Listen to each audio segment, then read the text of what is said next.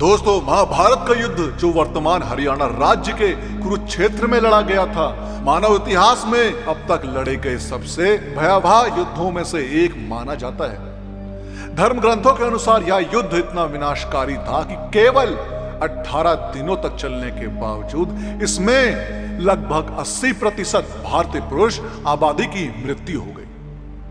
महाभारत ग्रंथ के 1/4 से अधिक हिस्से में मात्र इस युद्ध का वर्णन किया गया है। तो आइए जानते हैं महाभारत युद्ध के बाद हुई ऐसे ही कुछ घटनाओं के बारे में। महाभारत का परिणाम।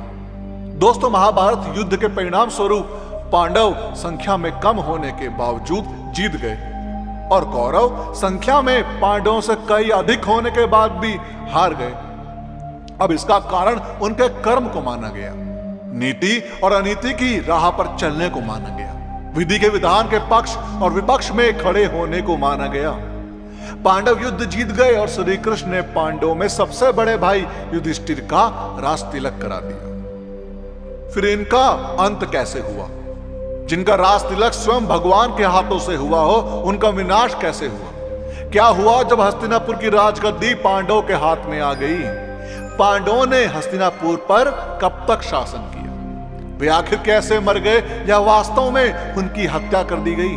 और सबसे महत्वपूर्ण बात, भगवान श्री कृष्ण के साथ क्या हुआ था? ऐसे ही कई सवाल मन में उठते हैं। तो आइए जानते हैं ऐसे ही कुछ सवालों के जवाबों के बारे में भी।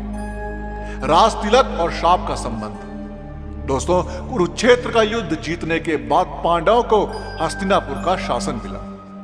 युधिष्ठिर को हस्तिनापुर का महाराज बनाया गया, लेकिन दूसरी तरफ गांधारी एक दुखी त्रस्त महिला के रूप में विलाप कर रही थी। अपने 100 पुत्रों की मृत्यु का शोक मना रही थी।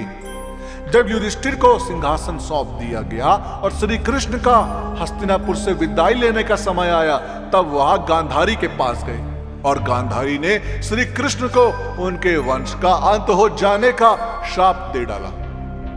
पांडवों का राजकाज। अब जानकारी के अनुसार महाभारत के बाद हस्तिनापुर पर पांडवों ने 36 वर्षों तक शासन किया। इस बीच गांधारी का शाप अपना असर दिखाने लगा और श्री कृष्ण की नगरी द्वारका में एक अशुभ घटना घटी। वहां एक उत्सव के दौरान सभी यदुवंशी आपस में ही लड़ने लगे और एक दूसरे की हत्या करने लगे। यह घटना सोमनाथ के समीप प्रभास क्षेत्र में घटी। श्री कृष्ण पृथ्वी लोक से चले गए। उधर प्रभास क्षेत्र में यदुवंशियों के एक दूसरे को मार डालने के बाद पहले बलराम जी अपने लोक को वापस चले गए। इसके बाद श्री कृष्ण वहीं प्रभास क्षेत्र में एकांतवास में रहने लगे। अब एक दिन वह ध्यानवस्था में एक वृक्ष के नीचे बैठे थे। तभी जरा नाम के एक शिकारी ने गलती से उनके पैर में तीर मार दिया और श्री कृष्ण ने वह मानव देह त्याग दिया।